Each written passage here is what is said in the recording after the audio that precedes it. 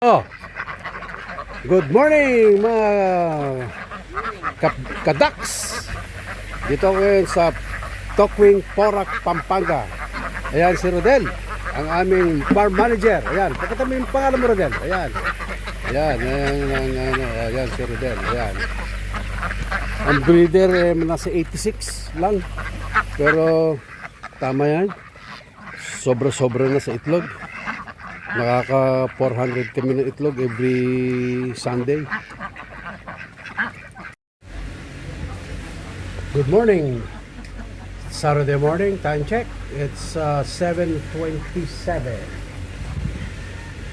Ito ang aming mga breeder. Ayan. Ayan. May mga konti din kaming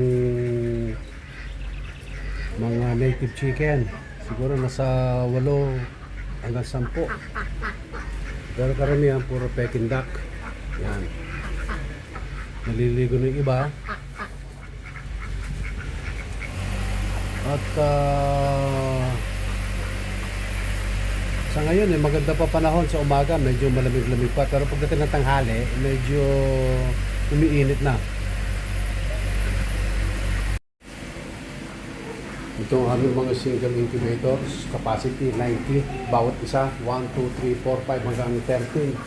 Isasalang namin ng mga ano na yun, marami na ngayon, mga nasa 350 yata, almost 400.